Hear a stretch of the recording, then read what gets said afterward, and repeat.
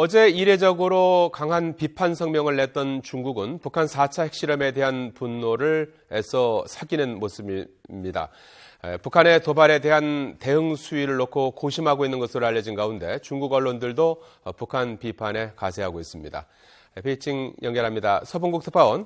네, 베이징입니다. 예, 지난달 모란봉 악단 공연도 김정은 위원장의 수소폭탄 발언 탓에 취소된 것으로 전해지고 있는데요. 중국 분위기 전해주시죠. 네, 중국 외교부는 어제 정리 브리핑에 앞서서 이례적으로 북한의 4차 핵실험 비판 성명을 먼저 발표했습니다. 그만큼 충격을 받았다는 방증이고요. 지난 10월 유인산 상무위원회 방북 등으로 북중 관계 개선에 물꼬를 틀어던 채 지난달 모란봉 악단 공연 취소에 이어서 북한이 사전 통보도 없이 수소탄 실험을 감행하면서 한 달 새 2번씩이나 뒤통수를 맞았기 때문입니다. 중국은 배신감과 함께 분노도 느끼고 있습니다. 북한의 핵실험 자체가 하필 시진핑 주석이 서부 충칭 지역으로 지방 시찰을 나갔을 때 이루어졌기 때문입니다. 3년 전 3차 핵실험도 하필 중국의 음력 설 때 진행하면서 당시에도 시진핑 주석이 격려한 것으로 알려졌습니다. 하지만 이 같은 분노에도 불구하고 중국이 북한을 상대로 취할 제재 수단은 많지 않다는 것이 중론입니다.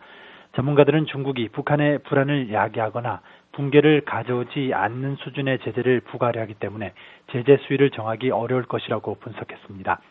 특히 석유와 같은 에너지 공급을 중단하면 북한의 경제 혼란과 정치적 불안을 초래할 것이라면서 중국으로서는 조심스러울 수밖에 없을 것이라는 전망입니다. 실제 북한은 북중 관계 냉각 이후 러시아와 경제 협력을 강화하면서 중국 의존도를 줄이고 있는 상황입니다. 하지만 일부 한반도 전문가들은 모든 북한행 선박들을 엄격히 통제해서 제재 실효성을 높이라는 강경한 주문도 내놓고 있습니다.